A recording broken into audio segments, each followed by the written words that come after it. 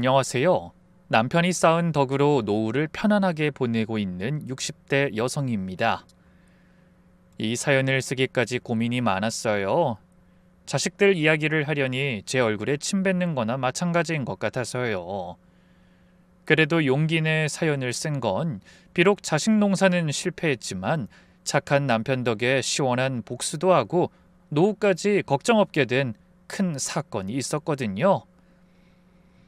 자식 때문에 고개 숙이다가 남편 덕에 어깨를 편 제 사연 들어봐 주시겠어요? 우리 남편은 개인 택시를 30년 동안 운전했어요. 매일 새벽 4시에 일어나 택시 구석구석 닫고 나가면 다음날 새벽 2시가 되어야 들어왔죠. 기사 식당에서 8,000원 백반 먹는 것도 아까워하는 사람이었어요. 커피도 싸서 다닐 정도로 아끼며 살았죠. 그 긴 세월 동안 단 한 번도 사고 없이 모범기사로 살았답니다.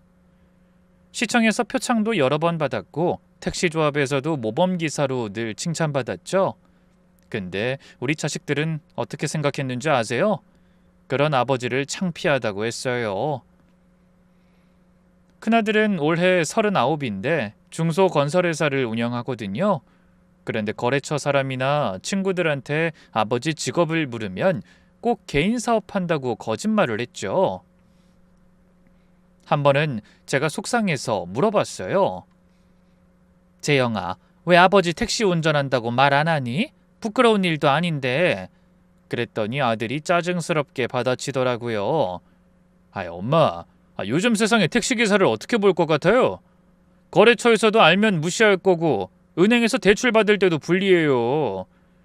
그냥 개인 사업한다고 하는 게 나아요. 둘째 아들도 마찬가지였어요. 영어 학원을 운영하는데 학부모들한테 아예 아버지가 없는 것처럼 행동했죠. 한 번은 아들 부탁으로 남편을 보낸 적이 있었는데 택시를 보고 펄펄 뛰었죠. 아빠, 왜 택시 타고 와요? 다 봤잖아요. 이제 우리 학원 애들 다 빠질 거예요. 명절 때도 바쁘고 일 많다는 핑계 대고 잘 안 왔어요. 그나마 오면 돈 얘기만 했죠. 아빠, 요즘 경기 좀 안 좋아서 힘든데 혹시 돈 좀 있으세요? 엄마, 애들 학원비가 너무 비싸서 좀 도와주실 수 있어요? 매번 손만 벌리고 가는 거예요. 남편은 그럴 때마다 지갑을 열면서도 한숨만 쉬었죠. 내가 자식 농사는 실패했나 봐. 택시 운전해서 애들 대학까지 다 보냈는데 이젠 내 일도 창피하다니. 내가 뭘 잘못했나? 참 열심히 산다고 살았는데. 그러면서도 꼭 이런 말을 덧붙였어요. 아버지한테 뭘 바라겠냐. 너희들 알아서 잘 살아. 난 그냥 운전이나 하는 사람이니까. 그 말에 얼마나 씁쓸함이 묻어 있었는지 모릅니다. 애들이 가고 나면 밤에 자다가도 한숨 쉬는 소리에 잠이 깼을 정도예요. 저는 그런 남편이 안쓰러워서 늘 위로했죠. 당신 아니었으면 애들이 대학이나 갔겠어요? 언젠가는 애들도 알아줄 거예요. 하지만 남편은 씁쓸하게 웃으면서 고개만 저었어요. 됐어. 내가 뭘 바라고 일하나. 그냥 먹고 살려고 하는 거지. 이 자식들한테 기대는 버렸어. 택시기사 아버지를 둔 게 그렇게 창피하다면 나도 할 말 없지. 그날도 평범한 아침이었어요. 남편은 늘 그랬듯이 새벽 4시에 일어나서 김밥과 커피를 챙겨 들고 나갔죠. 현관문을 나서면서 돌아보더니 이렇게 말했어요. 여보, 오늘따라 김밥이 더 맛있네. 오늘도 열심히 일하고 올게. 그래요. 너무 무리하지 말고 운전 조심해요. 손님 없으면 적당히 하고 와요. 괜찮아. 나 체력 하나는 좋잖아. 저녁에 봐. 그게 우리의 마지막 인사였어요. 누가 알았겠어요. 그게 정말 마지막이 될 줄을. 오후에 잠깐 집안일하고 낮잠을 자고 있는데 갑자기 모르는 번호로 전화가 왔어요. 여기 성모병원 응급실인데요. 남편분 지금 응급실에 계십니다. 빨리 와주세요. 심장이 멎는 줄 알았어요. 신발도 제대로 안 신고 택시 잡아 타고 병원으로 뛰어갔죠. 응급실 문을 열고 들어가니 남편이 침대에 누워 있었어요. 의료진들이 둘러싸고 있었죠. 제가 다가가자 의사가 잠시 비켜줬어요. 보호자세요? 네, 제가 아내예요. 남편이 어떻게... 심정지로 쓰러지셨어요. 지금 심폐소생술 30분째 하고 있는데. 근데 남편은 마지막 순간에도 자식들을 찾는 것 같았어요. 남편이 희미하게 눈을 떴어요. 초점 없는 눈동자가 절 찾더니 힘겹게 입을 열었죠. 여보. 네, 나야, 나 왔어, 여보. 이렇게 가면 안 돼. 남편이 제 손을 잡으려고 손을 들었어요. 어느새 차가워진 손이었어요. 애들 곧 와요. 금방 올 거예요. 거짓말이었죠. 하지만 그렇게라도 말해야 했어요. 재영이, 재호. 두 아들 이름을 힘겹게 부르는 걸 보며 눈물이 났지만 참았어요. 네, 다 오고 있어. 그러니까 버텨요. 좀만 기다려. 애들 보고 가야지. 남편이 희미하게 웃는 것 같았어요. 미안해. 애들 미안해. 그 말을 마지막으로 남편 눈이 감겼어요. 심전도 기계가 길게 울렸죠. 의사들이 다시 심폐소생술을 시작했지만 남편은 다시 눈을 떼지 못했어요. 죄송합니다. 더 이상은. 무릎에 힘이 풀려서 그 자리에 주저앉았어요. 남편은 죽는 순간까지 우리 애들을 기다렸어요. 택시기사인 아버지라서 미안하다고. 그게 남편의 마지막 말이었어요. 떨리는 손으로 큰아들한테 전화했어요. 재영아, 아빠가 돌아가셨어. 근데 아들이 처음엔 놀라는 것 같더니 바로 이렇게 말하는 거예요. 네? 지금요? 엄마, 지금 정말 중요한 미팅 중이라서요. 10억짜리 프로젝트 발표가 30분 후예요. 내일 아침 일찍 갈게요. 어차피 이미 귀를 의심했어요. 아버지가 돌아가셨다는데 미팅이 더 중요하다뇨. 곧장 둘째한테도 전화했죠. 울면서 겨우 말했어요. 재우야, 아빠가 하늘나라로. 엄마 정말이야? 어떡해. 근데 엄마, 오늘 우리 학원에 대치동 유명한 학부모들이 단체 상담하러 오기로 했어. 이 사람들 놓치면 안 돼. 내일 갈게. 어차피 돌아가셨으면 당장 급한 건 아니잖아. 장례식장 어디로 잡을 거야? 아버지가 돌아가셨는데 급한 게 아니라뇨. 그 순간 정말 자식들이 원망스러웠어요. 다음 날 점심이 다 되어서야 겨우 자식들이 왔어요. 근데 장례식장에 들어오자마자 큰아들이 한 첫 마디가 아직도 빗으로 남아있네요. 엄마, 아빠 택시는요? 어딨어요? 빨리 처분해야 장례비라도 나오지 않겠어요? 요즘 중고 택시 시세가 얼마나 하는지 알아봐야겠네. 아버지 시신이 바로 앞에 누워있는데 빈소에 들어오자마자 택시 팔 생각부터 하는 거예요.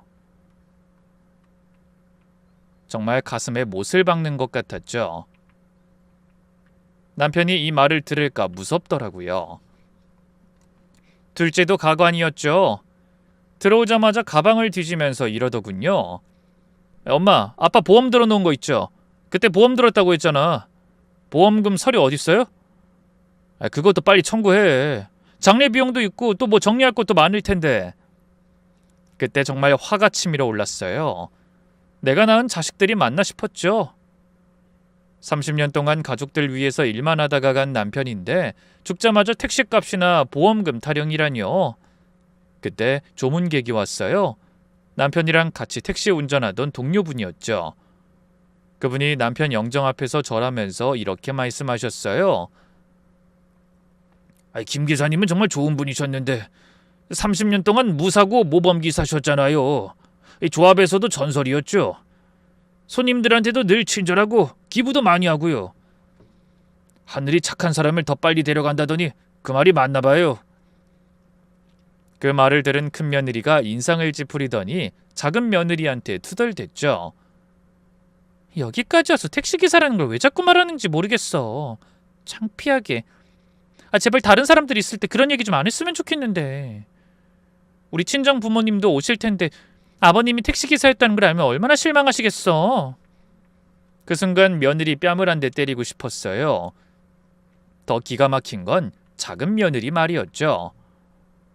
그러게요. 돌아가실 거면 미리 좀 말씀하시지. 이렇게 갑자기 돌아가시면 우린 어떡해요? 준비도 안 됐는데. 병원에 계셨으면 그나마 마음의 준비라도 했을 텐데. 큰 며느리가 거들었어요. 그러니까 우리도 스케줄이 있는데 갑자기 이러니까 당황스럽네. 그나저나 설마 어머니까지 우리가 모셔야 하는 건 아니겠죠? 큰 며느리가 인상을 찌푸리면서 말했어요. 설마 농담이라도 그런 말 하지 마. 상상만 해도 싫다. 시아버지도 신경 안 썼는데 갑자기 시어머니까지? 절대 안 돼.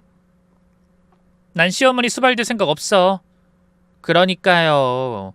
시댁에 뭐 나올 것도 없는데 말도 안 되죠. 차라리 요양원이라도. 요양원도 돈이야. 누가 그 돈 낼 건데? 우리? 웃기지 마. 작은 며느리가 한숨 쉬면서 말했어요. 병이라도 앓다가 가면 보험금이라도 타죠. 이렇게 갑자기 가면 우리만 손해잖아요. 그러게. 보험 하나 제대로 안 들어놨나 봐. 가난한 것도 서러운데 계획도 없어. 그 말을 듣는 순간 정말 머리가 하얘졌어요. 분노로 손이 떨려서 주먹을 꽉 쥐었죠. 이게 사람이 할 소린가요? 돌아가실 거면 미리 말하라니요. 죽는 것도 지들 생각해서 예약하고 죽으란 말이잖아요. 그리고 전 이미 무슨 짐짝처럼 취급하고 있었죠. 30년 동안 그 집에서 번 돈으로 지들 결혼자금 대줬는데. 화장실로 뛰어가서 물을 틀어놓고 엉엉 울었어요. 그리고 생각했죠. 아까 혹시나 해서 핸드폰에 녹음을 켜뒀는데 며느리들 대화도 마침 녹음돼 있었죠. 그날 처음으로 자식들과 며느리에게 복수하겠다는 생각을 했어요. 먼저 간 남편을 위해서라도 이런 못된 것들은 벌을 받아야 한다고요. 3일장 내내 조문객도 정말 없었어요. 제 지인들과 남편 택시 동료 몇 분이 전부였죠. 왜 그랬는지 아세요? 자식들이 부끄러워서 아무한테도 알리지 않았기 때문이에요. 그나들은 당연하다는 듯 이러더라고요. 창피해서 회사 사람들한테 말 안 했어요. 어차피 아버지 택시기사였다는 거 알면 다들 이상하게 생각할 거고 그냥 조용히 가족끼리만 치르는 게 좋을 것 같아요. 둘째도 똑같았죠. 학원 이미지만 떨어져요. 원장 아버지가 택시기사였구나 하면서 애들 빼갈 거예요. 그냥 조용히 치르고 나중에 물어보면 오래전에 돌아가셨다고 할게요. 정말 기가 막혔어요. 비가 오나 눈이 오나 아무리 덥고 추워도 새벽부터 밤까지 일해서 너희들 먹이고 입히고 가르친 아버지인데 죽어서도 창피하다고 숨기는 거예요. 발인 날 아침 아들들이 한숨을 쉬면서 이런 말을 했어요. 설마 아빠한테 빚있는 건 아니죠? 돈 없다고 사채라도 쓴 건 아니겠죠? 화장하고 나서 유골함을 들고 나오는데 자식들은 바쁘다면서 이미 다 가버렸어요. 엄마, 우리 먼저 갈게요. 회사에 급한 일이 있어서. 저도 학원에 가봐야 해요. 오늘 특강 있거든요. 결국 저 혼자 택시 타고 유골함 들고 집에 왔죠. 빈 택시 안에서 남편 유골함을 꼭 안고 울었어요. 텅 빈 집에 돌아와 남편 영정을 안고 혼자 앉아서 울었죠. 여보, 이게 다 뭐야? 당신은 마지막까지도 우리 생각만 하고 살았는데 이게 끝이라고? 우리 애들이 당신을 이렇게 대하는데 하늘에서 보고 있어요? 차라리 보지 말아요. 49제가 지나고 자식들은 계속 성화를 부렸어요. 엄마, 택시 언제 팔 거예요? 빨리 처분해요. 그만 좀 해. 네 아버지 보고 있는데. 할 수 없이 택시 정리하러 갔죠. 주차장에 도착해서 남편 택시를 보는 순간 눈물이 또 났어요. 노란 개인 택시가 먼지를 뒤집어 쓰고 서 있었죠. 남편이 그렇게 아끼던 택시인데 운전석에 앉으니 남편 체취가 아직도 남아있는 것 같았어요. 핸들에는 남편이 늘 끼던 낡은 가죽 장갑이 걸려 있었고 룸미러에는 우리 젊었을 때 같이 찍은 사진도 걸려 있었죠. 대시보드에는 박하사탕이랑 진통제가 그대로 있었어요. 허리 아플 때 먹던 진통제였죠. 당신만 없고 다 그대로네. 차 안을 정리하다가 마지막으로 트렁크를 열어봤어요. 평소에 청소도구를 넣어두던 곳인데 구석에 이상한 게 있었어요. 고급스러워 보이는 검은색 가죽 가방이 하나 있는 거예요. 딱 봐도 명품처럼 비싸 보이는 가방이었죠. 우리 남편이 이런 비싼 가방을 살 사람이 아닌데 싶어 이상했어요. 가방을 열어보니 수첩이 여러 건 들어 있었어요. 서류 봉투도 하나 있었고요. 수첩에는 그동안 남편이 손님들이 놓고 간 것들이나 연락처를 다 모아뒀더라고요. 그리고 서류 봉투를 열어보니 명함이 수십 장 들어 있었는데 거기 적힌 이름을 보고 깜짝 놀랐죠. 박준혁 회장. TV에서도 자주 나오는 대기업 회장 명함이 있더라고요. 명함 뒤에는 그 사람이 쓴 듯한 메모가 적혀 있었어요.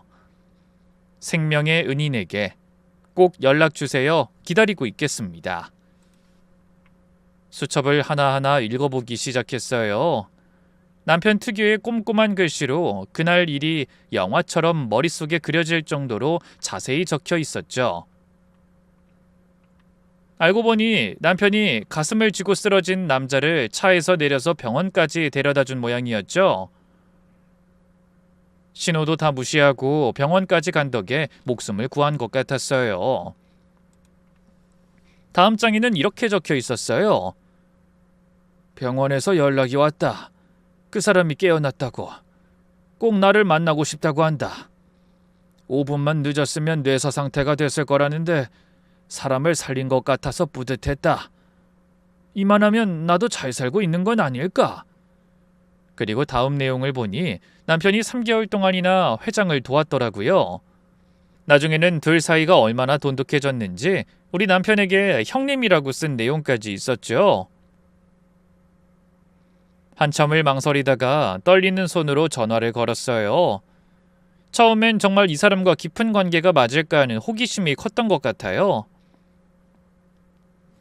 신호음이 울릴 때마다 심장이 쿵쿵 뛰었죠. 정말 유명한 대기업 회장이 전화를 받긴 할까? 네, 박준혁입니다. 정중하면서도 위험 있는 목소리가 들렸죠. 진짜 회장님이 직접 받은 거예요. 아, 저는 김기사, 아니 김기수 기사 되는 사람 아닙니다. 순간 전화기 너머에서 의자 끄는 소리가 났어요. 그리고 목소리가 확 밝아졌죠. 아이고 형수님, 처음 인사드리네요. 형님은 잘 계시죠? 요즘 통 연락이 없어서 제가 얼마나 궁금했는지 몰라요. 형님 건강은 어떠세요? 어떻게 말을 꺼내야 할지 모르겠더라고요. 목이 메어서 처음엔 말이 안 나왔어요. 남편이 일주일 전에 돌아가셨어요. 전화기 너머가 갑자기 조용해졌어요. 숨소리도 안 들릴 정도로 고요했죠. 뭐라고요? 형님이 돌아가셨다고요? 그게 무슨... 아니 이게 무슨 말씀이세요? 지난주에도 형님이 회사 앞 지나가면서 연락 주셨는데... 심정지로 갑자기 운전하다가 그렇게 됐습니다. 말을 끝내기도 전에 회장이 급하게 말했어요. 목소리에 울음이 섞여 있었죠. 형수님 지금 어디 계세요? 제가 지금 바로 가겠습니다. 주소 좀 알려주세요. 아니 우리 기사가 주소 알고 있으니까 제가 지금 당장 출발하겠습니다. 그러실 필요 없으세요. 이미 장례도 다... 형님 마지막으로라도 뵙고 싶습니다. 30분이면 도착합니다. 전화를 끊고 정확히 20분 만에 초인종이 울렸어요. 문을 열자 고급 정장을 입은 50대 중반의 남자가 서 있었죠. TV에서 한 번씩 보던 그 사람, 회장이 맞았어요. 근데 눈이 벌겋게 충혈돼 있었어요. 거실로 들어와서 남편 영정을 보는 순간 그 자리에서 무릎을 꿇었죠. 형님 왜 이제야? 왜 연락을 안 주셨습니까? 제가 장례라도 모셨어야 했는데 형님이 이렇게 가시면 어떡합니까? 대기업 회장이자 그 잘난 재벌 회장이 우리 집 거실에서 무릎 꿇고 통곡하는 거예요. 어찌나 서럽게 우는지 저도 따라서 또 울었죠. 한참을 울고 나서 회장이 겨우 진정하고 일어났어요. 눈물을 닦으면서 말했죠. 정말 죄송합니다. 제가 형님을 더 자주 찾아뵀어야 했는데 이 바쁘다는 핑계로. 아니에요. 남편이 회장님하고 이렇게 가까운 사이인 줄 몰랐네요. 형님이 저를 살렸어요. 형님 아니었으면 전 이미 이 세상 사람 아니었을 거예요. 그리고는 3년 전 사고를 자세히 설명해 줬죠. 그날 회사 일로 스트레스를 너무 받아서 실은 심장에 문제가 있다는 걸 알면서도 약도 안 먹고 무리했어요. 회사가 위기였거든요. 잠깐 회사 앞에 나와 걷고 있는데 갑자기 가슴이 조여오면서 숨을 못 쉬겠더라고요. 그대로 쓰러졌죠. 희미하게 의식은 있었는데 몸이 안 움직였어요. 그때 형님이 나타났어요. 택시에서 뛰어내려서 절 업고 병원까지 데려가면서 꼭 살아야 한다고, 가족이 기다릴 거라고 하셨죠. 회장이 잠시 말을 멈추고 눈물을 닦았어요. 의사가 5분만 늦었으면 뇌사 상태가 됐을 거라고. 형님이 신호 다 무시하고 과속하면서 병원으로 달려주신 덕분에 살았습니다. 벌금까지 제가 다 해결해 드렸지만 형님은 당연한 일을 했을 뿐이라고만 했어요. 형님 찾는 것도 3개월 넘게 걸렸어요. 회장이 제 손을 잡으면서 말했어요. 형수님, 그 후로 형님을 정말 친형처럼 모셨습니다. 형님이 절 단순히 살려주신 게 아니에요. 제 인생관을 바꿔주셨어요. 그 전까지 전 돈이면 다 되는 줄 알았거든요. 근데 정작 제가 죽을 위기에 처했을 때 돈이 절 구해주지 못했어요. 그날 이후로 저도 많이 달라졌어요. 형님이 저를 사람으로 만들어주신 거예요. 그때 회장이 충격적인 말을 했어요. 형수님, 사실 제가 형님께 보답하고 싶어서 이걸 준비했었는데. 네? 아니, 무슨 보답을? 회장이 조심스럽게 말을 이었어요. 서류 가방에서 문서를 꺼내면서요. 제가 3년 전에 형님과 형수님을 공동명의로 해서 우리 회사 지분을 증여했습니다. 형님이 도장 찍을 때 아내 목까지 꼭 같이 해달라고 하셨거든요. 본인보다 형수님한테 더 필요할 수 있다고요. 네? 지분이요? 아니, 남편이 저한테 그런 말을 한 적이... 너무 놀라서 말을 더듬었어요. 형님이 처음엔 극구 거절하셨어요.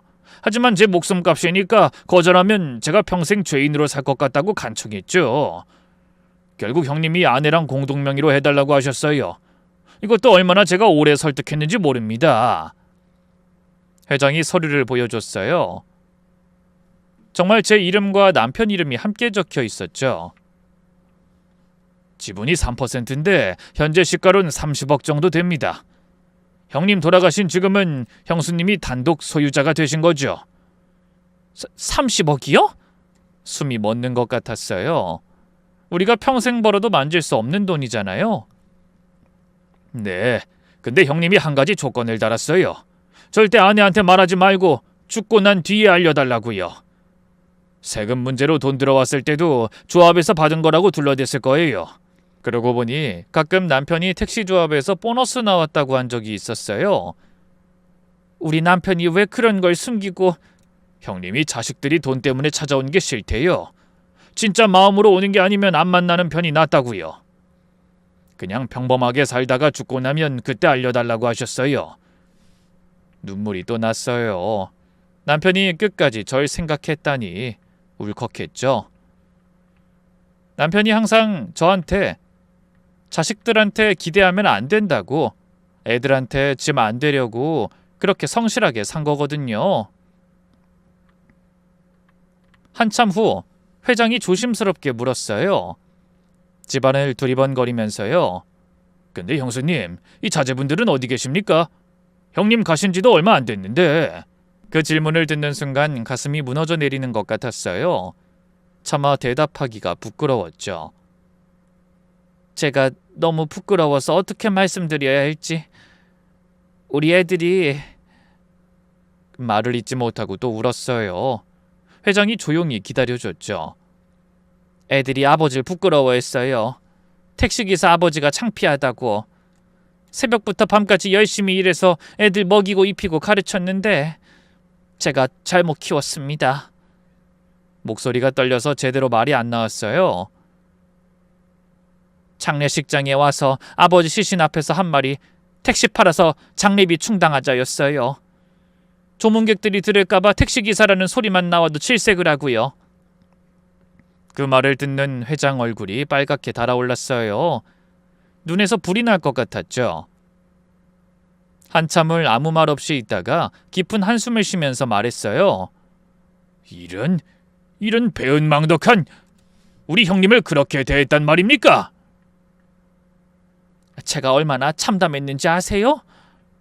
남편이 하늘에서 그 모습을 다 봤을까봐 그게 너무 무서워요.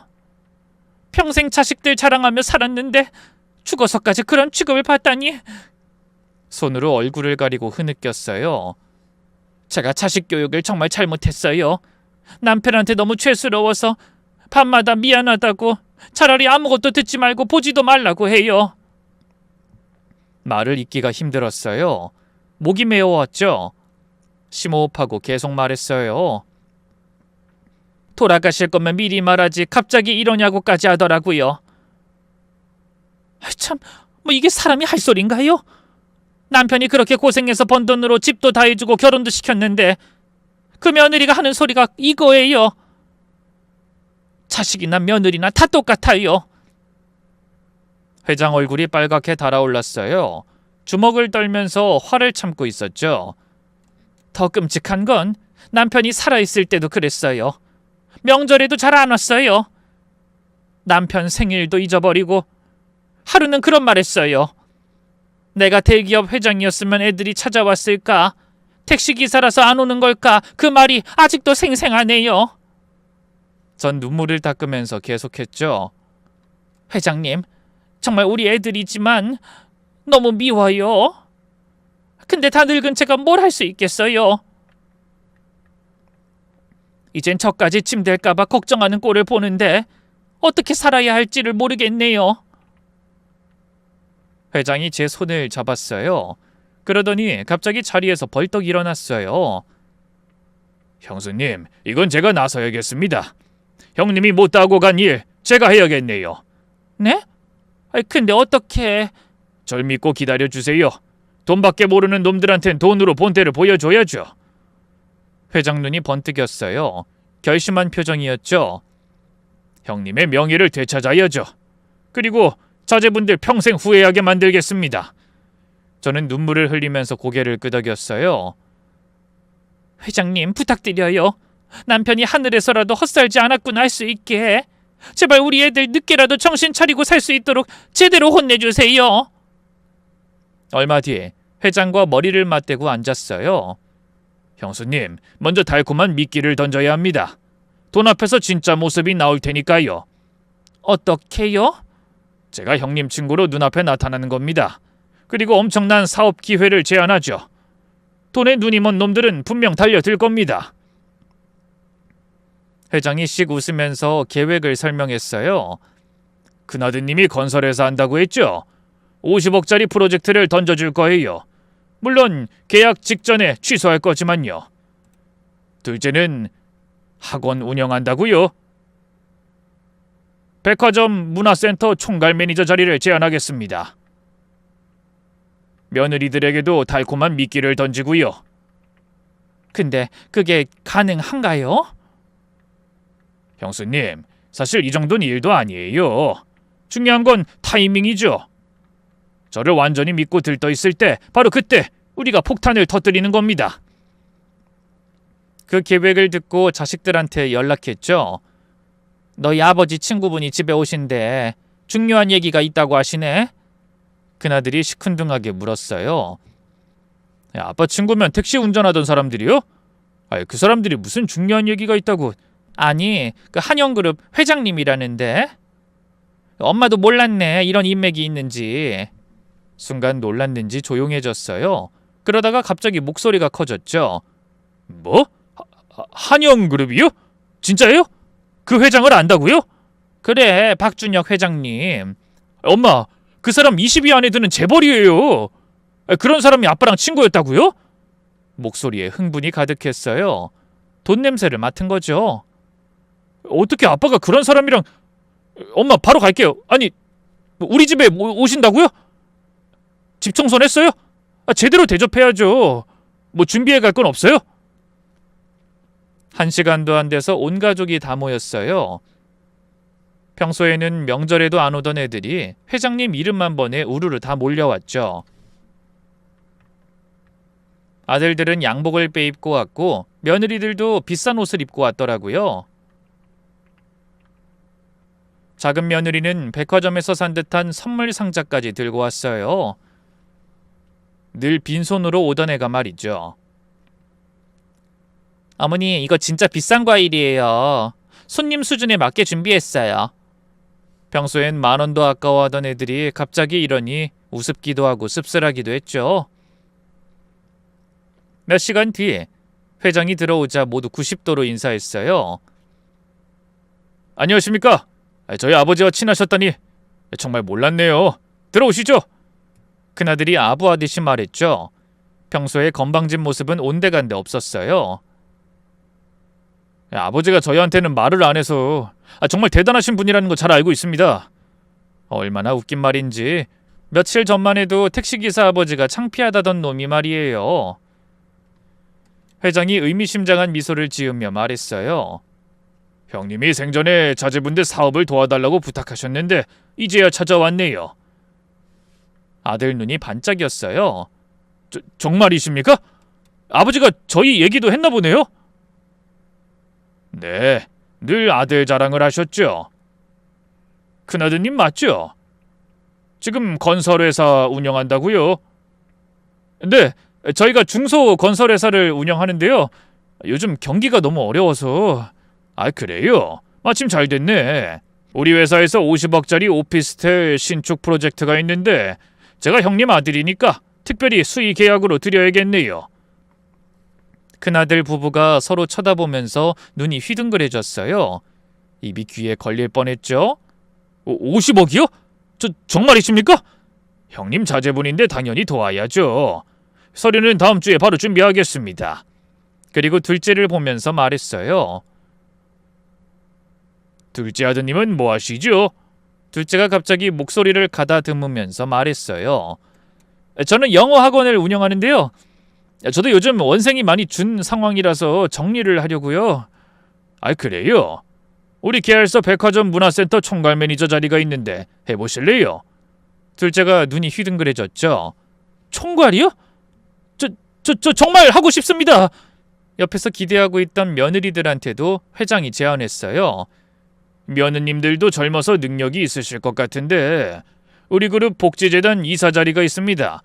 혹시 이런 일에도 관심 있으신가요? 며느리들이 서로 쳐다보면서 황급히 대답했죠. 네, 당연하죠. 하고 싶습니다. 회장이 마지막으로 말했어요. 다만 한 가지 조건이 있습니다. 어떤 조건이든 다 하겠습니다. 말씀만 해주십시오. 아들이 급하게 대답했죠.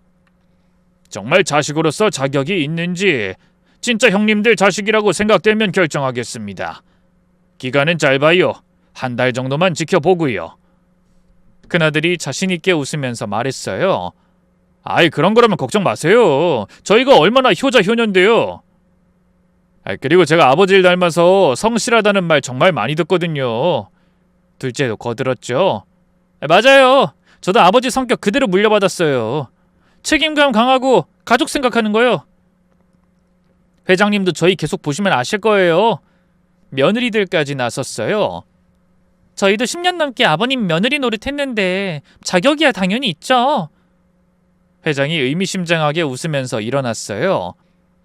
그럼 1달 후에 뵙겠습니다. 그날부터 정말 웃기는 일이 벌어졌어요. 매일 아침 안부 전화가 시작됐거든요. 어머니 잘 주무셨어요? 건강은 어떠세요? 필요한 거 있으시면 말씀하세요. 그런데 전화 끊는 순간 큰아들 부부 대화가 들렸어요. 제대로 안 끊어서 들린 거죠. 진짜 귀찮네. 매일 이런 전화해야 하나? 돈 때문에 참는다 참아. 한 달만 참으라니까. 그럼 우리 인생 피는 거야. 작은 애도 마찬가지였어요.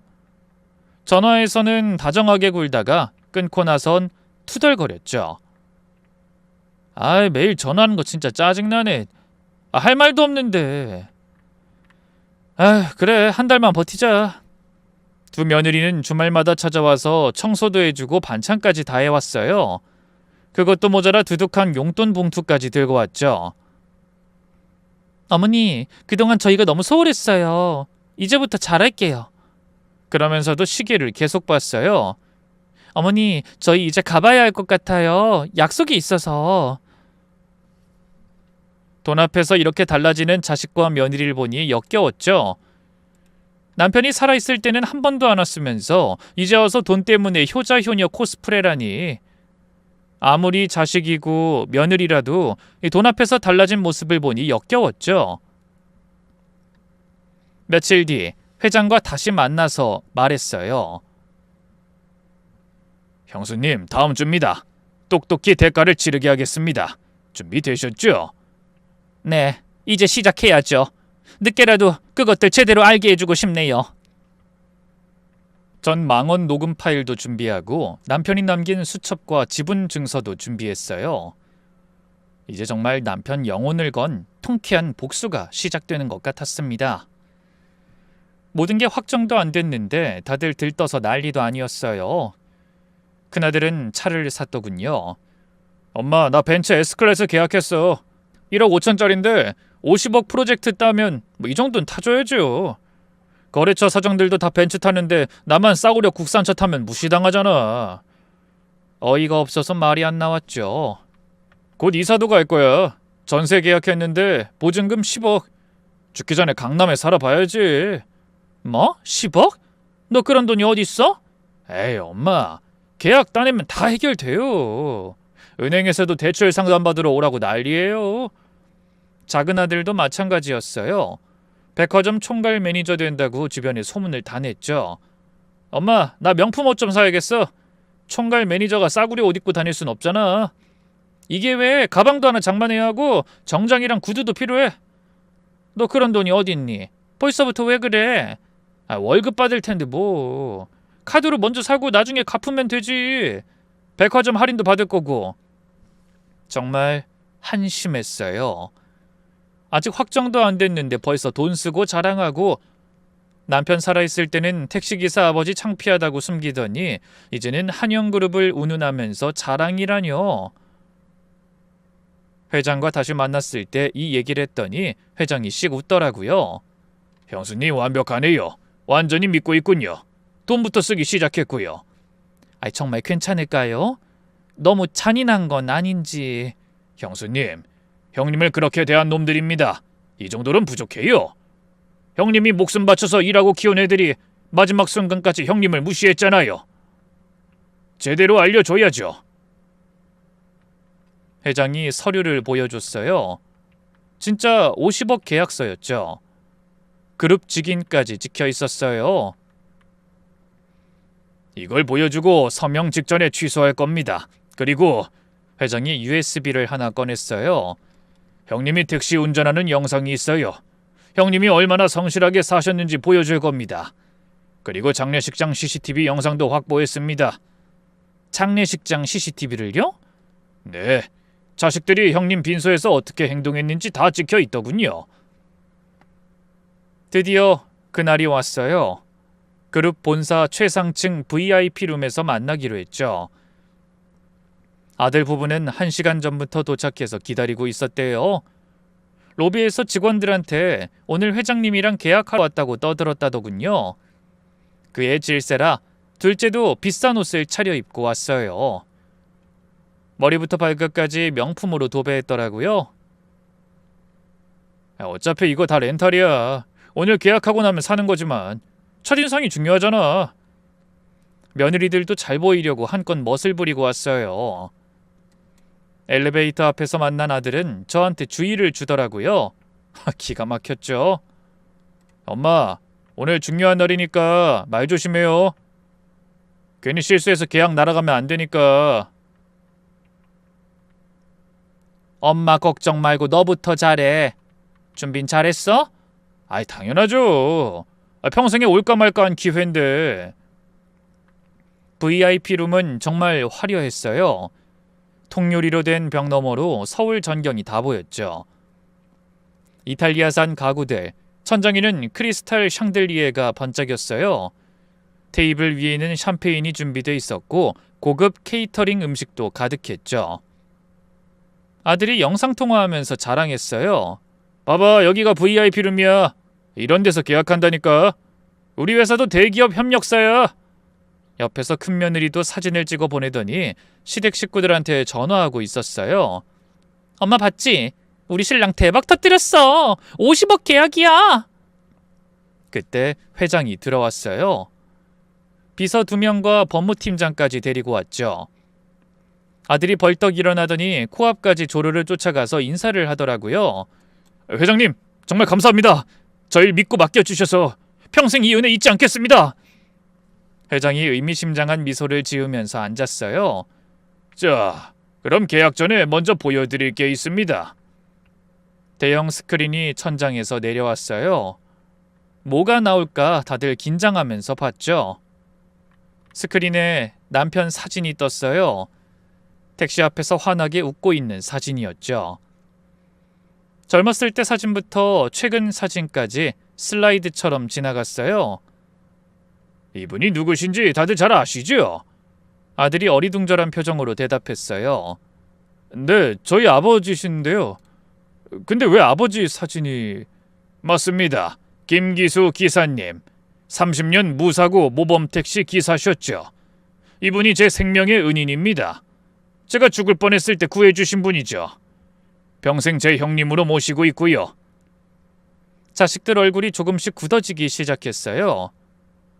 그게 여기서 왜... 회장 목소리가 갑자기 차가워졌어요.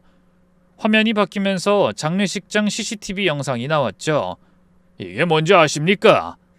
영상 속에는 아들이 빈소에 들어오자마자 택시 어딨냐고 묻는 장면이 나왔어요. 둘째는 가방 뒤지면서 보험 서류 찾는 모습도 있었고요. 그리고 결정적인 순간 며느리가 조문객 앞에서 그 말을 하는 장면이었죠. 며느리 목소리가 울려 퍼졌죠. 돌아가실 거면 미리 말씀하시지. 이렇게 갑자기 돌아가시면 우린 어떡해요? 며느리 얼굴이 하얗게 질렸어요. 다리가 풀려서 의자에 털썩 주저앉았죠. 이게 어떻게...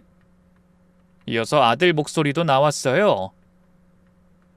택시라도 빨리 팔아서 장례비 충당해야죠. 빚이라도 없으면 다행이고. 작은 아들 목소리도 있었죠. 창피해서 학부모들한테 말 안 할 거예요. 그냥 오래전에 돌아가셨다고 할래요. VIP 룸이 싸늘하게 조용해졌어요. 샴페인 거품 터지는 소리만 들렸죠.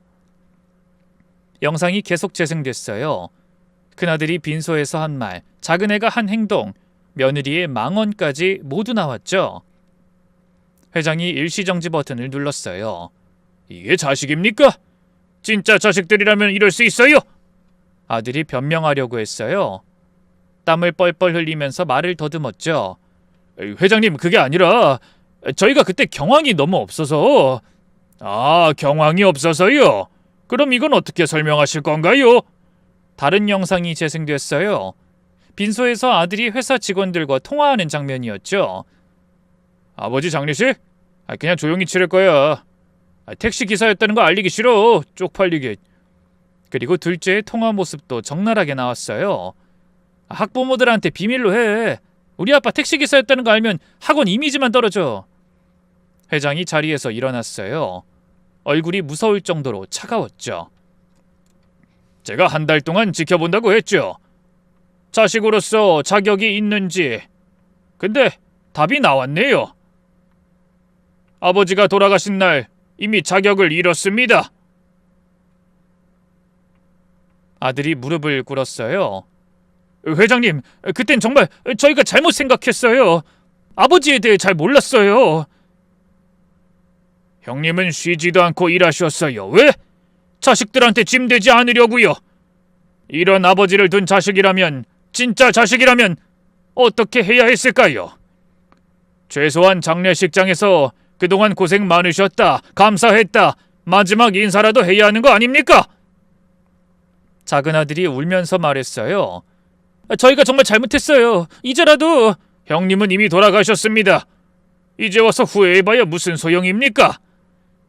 회장이 서류를 집어들었어요. 50억 프로젝트 계약서였죠. 약속대로 전 자격 없는 사람들과는 계약할 수 없습니다. 회장은 그 말과 동시에 계약서를 북북 찢어버렸어요. 이 계약은 처음부터 없던 일입니다. 여러분은 형님 자식이 아니었으니까요. 그때 제가 일어났어요.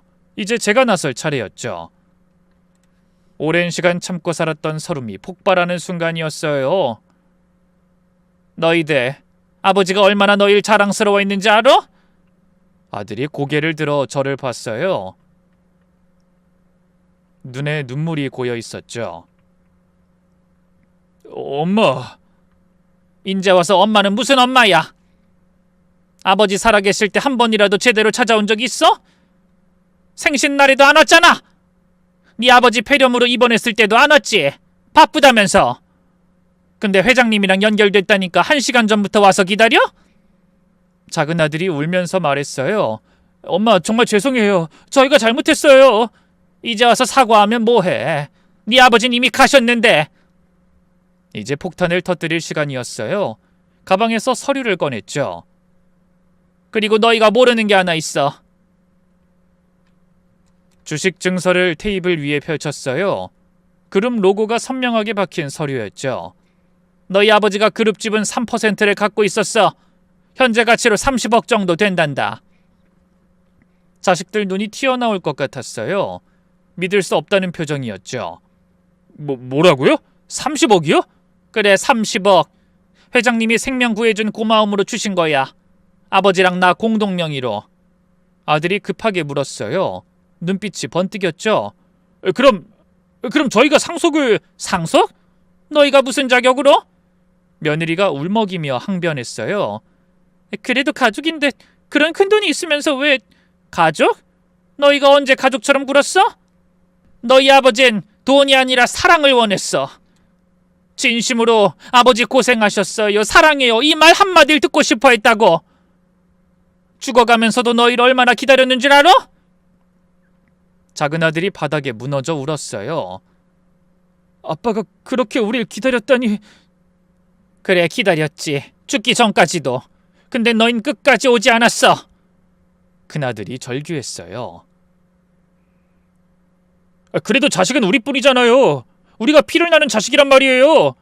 너희 아버지는 이 돈을 갖고도 평생 가난한 택시기사로 살았어. 왜? 너희가 돈 때문이 아니라 진심으로 찾아오길 바랬으니까. 하지만 너희는 살아생전 단 한 번도 진심으로 오지 않았어. 부끄러워하기만 했지. 그리고 결정적인 한마디를 던졌어요. 이제 알았지? 너희가 얼마나 바보 같은 짓을 했는지.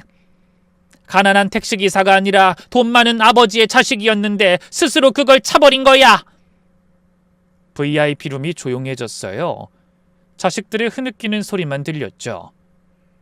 며느리가 마지막으로 애원했어요. 어머님, 그래도 한 번만 기회를... 너희가 뭐 상속받고 싶다고? 꿈깨! 그 말이 울려 퍼지자 자식들 얼굴이 하얗게 질렸어요. 정말 통쾌한 순간이었죠. 그동안 자식들에게 무시받고 살았던 남편의 복수를 대신하는 순간이었죠.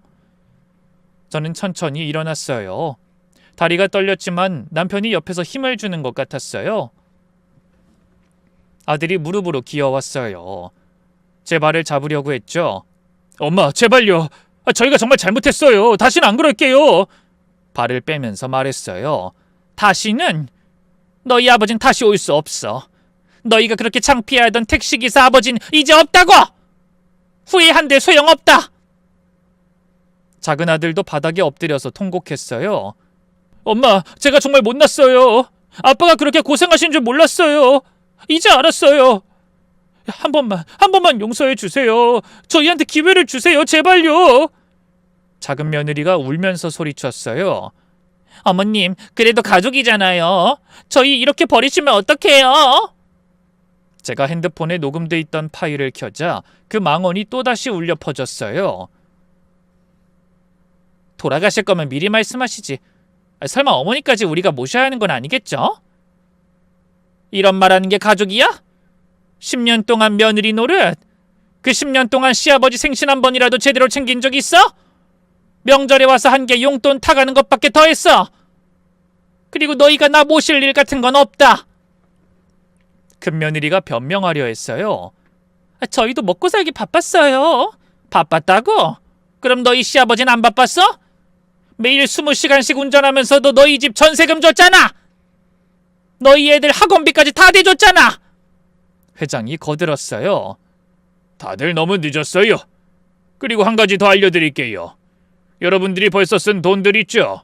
벤츠 계약금 5천만 원, 강남 아파트 계약금 2억, 명품 구입비 3천만 원, 다 합치면 3억이 넘습니다. 큰아들 얼굴이 새파래졌어요. 몸을 부들부들 떨었죠. 그 돈은 계약 성사되고 나면 대출 받아서 계약 믿고 대출 받으셨어요? 우리 회사랑 계약 없어요. 앞으로도 영원히 없을 거고요. 며느리가 울부짖었어요. 바닥을 치면서 절규했죠. 그럼 우린 어떡해요? 길거리에 나앉게 생겼는데 애들은 어떻게 키워요? 저는 자식들을 차갑게 내려다봤죠. 너희 아버진 마지막까지도 너희를 기다렸어. 병원에서 숨 넘어가면서도 애들 오는지 그것만 보고 있었더라. 근데 너흰 끝까지 안 왔지. 늘 같은 핑계였어. 회장이 마지막 칼을 꽂았어요. 내일부터 한영그룹과 거래하는 모든 회사에 공문 발송될 겁니다. 김기수 기사님을 모욕한 자식들의 회사와는 거래 금지라고요. 큰아들이 절규했어요. 회장님, 그럼 저희 회사 망해요. 직원들 밥줄도 다 끊긴다고요. 형님처럼 택시 운전이라도 하세요. 30년 해보면 형님 마음 알게 될지도 모르죠. 저는 마지막으로 이렇게 말했어요. 눈물이 났지만 참았어요. 엄마가 마지막으로 하는 말이야. 이제라도 사람이 돼. 돈이 전부가 아니야. 너희 아버지처럼 묵묵히 일하면서 살아. 그게 너희 아버지한테 속지 않은 길이야. 엄마, 우리 정말 다시 시작할게요. 지켜봐 주세요. 엄마, 그래도 우리가 자식인데. 이제 엄마 아니다. 너희가 먼저 아버지 버렸잖아. 이제 나도 너희 버릴 거야. 작은 아들이 서럽게 울면서 절규했어요. 엄마, 한 번만, 딱 한 번만 기회를 주세요. 뭐든 할게요. 택시 운전이든 뭐든. 기회? 사는 동안 기회는 많았어. 근데 너흰 단 한 번도 그 기회를 안 잡았잖아. 너희한테 줄 건 딱 하나야. 다 잃어보고 사람 되는 것. 너희한텐 한 푼도 못 줘. 그 일이 있고 정확히 일주일 후 큰아들 회사에 첫 번째 타격이 찾아왔어요. 아이, 김 사장 미안하네. 한영그룹에서 압력이 들어왔어. 자네랑은 더 이상 거래 못하겠네. 아니, 이 사장님 10년 거래했잖아요. 나도 어쩔 수 없네. 한영그룹이랑 거래 끊기면 우리 회사도 망해. 하루 만에 거래처 15곳이 다 끊긴 거예요. 다급해진 큰아들은 집 앞까지 찾아왔어요. 초췌한 모습으로 문 앞에서 무릎을 꿇고 있었죠. 엄마, 제발 문 좀 열어주세요. 회사 망하게 생겼어요. 직원들 월급도 못 주게 됐어요. 갈 데 없으면 아버지 산소라도 가. 나한테 올 시간에. 엄마, 이제 일용직이라도 하려고요. 정말 잘못했어요. 아버지한테도 죄송하고. 그래? 너희 아버지도 30년 동안 월급 걱정하면서 살았어. 이제 너도 그 기분 알겠네. 엄마, 제가 정말 잘못했어요. 아버지한테 가서 빌고 올게요.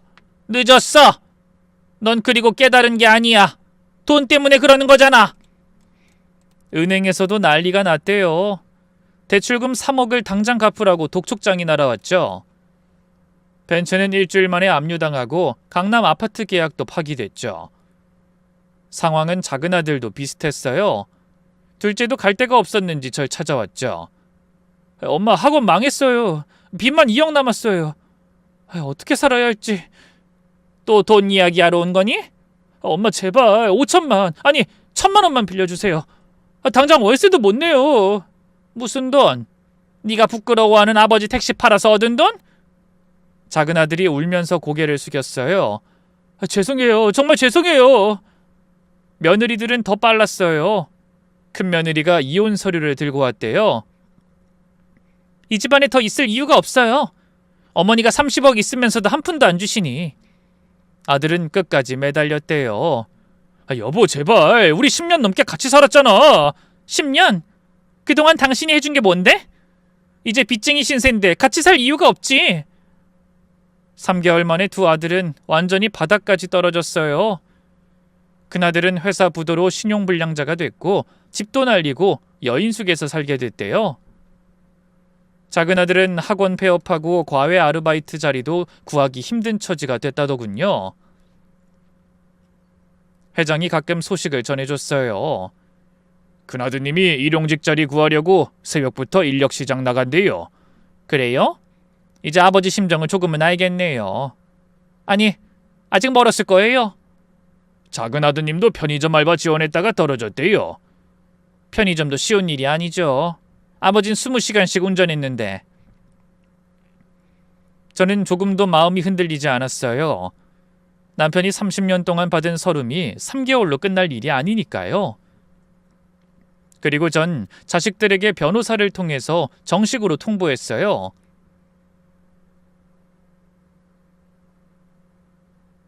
앞으로 일체 연락하지 말아달라고 하시네요. 유산 포기각서 받겠습니다. 아들이 변호사 사무실에서 울었대요.